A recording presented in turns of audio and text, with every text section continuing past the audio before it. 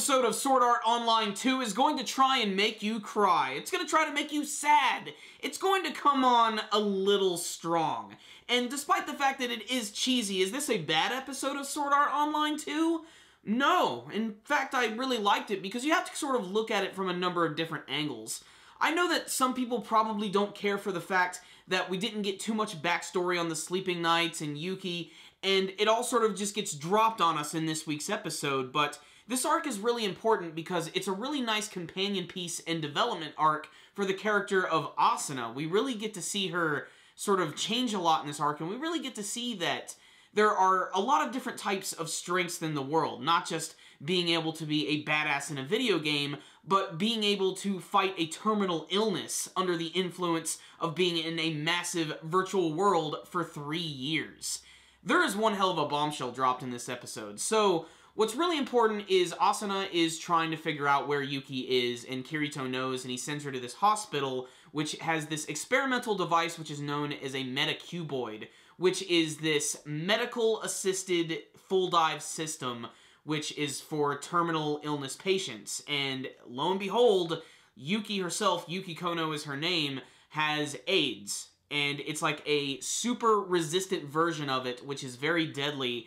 And she's in this antibacteria clean room hooked up to this massive device where she's constantly in the full dive system. And she's been there over the course of 3 years. Even longer than when Kirito and Asuna were stuck in SAO. And that just shows why she's so good at the game. But at the same time, just the concept of terminal illness patients using a device like this is very clever and interesting, especially for those who have no hearing or sound, which I wish they would have elaborated on a little bit more, because the full dive system actually works in conjunction with the brain, so they'll actually be able to experience visual and auditory senses. And I don't know why, but I just think that's really clever and interesting.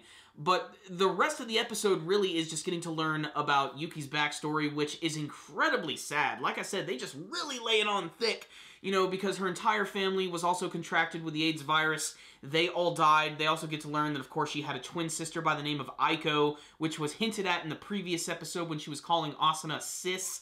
And eventually, she does have an opportunity to talk to Yuki, and what's really weird about this scene is this doctor and Asuna are actually looking at her in this room on this glass wall, and she's actually able to interact with people while she's in the full dive system, and they don't really show us the real image of what she looks like, but she does differ a little bit from what she looks like in the game, and she's like sitting in this black room with all of these weird panels and like just like respiratory things and medical equipment, and then there's like this just like big screen in the middle where she can actually communicate to visitors, and it's very strange and surreal, but you can almost imagine something like this possibly even existing in the future, and it makes sense in that sort of science fiction-y kind of way. But Asuna eventually goes back into ALO and meets up with Yuki, and this is where the tears just get kicked up to 11.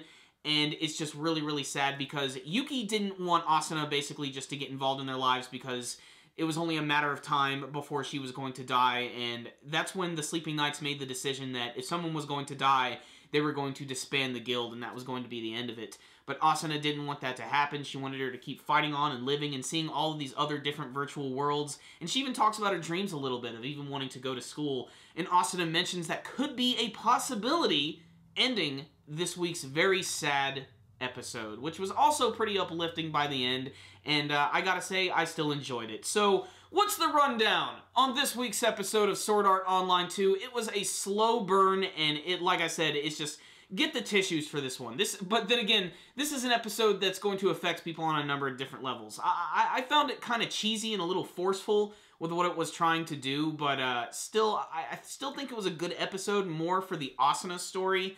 Obviously, the reason they couldn't get into Yuki's backstory is because they didn't want to reveal this bombshell about what was really going on with the Sleeping Knights. Obviously, they all have a terminal illness, and they're basically on their deathbeds, and it's only a matter of time before they're going to die. And they laid on you so heavy in this episode, and it was really annoying at the beginning when Siune was talking with Asuna and she decided to log out as well. That really ticked me off. I really wish she would have started explaining things there.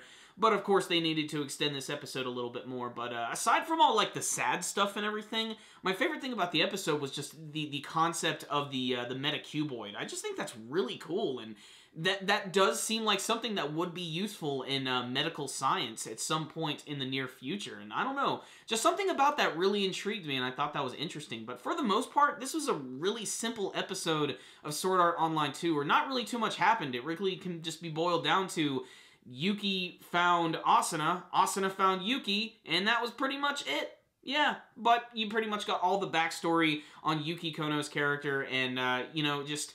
I'm interested to see what they're going to do with the last couple episodes of the series. All I know is it's probably going to get really, really sad.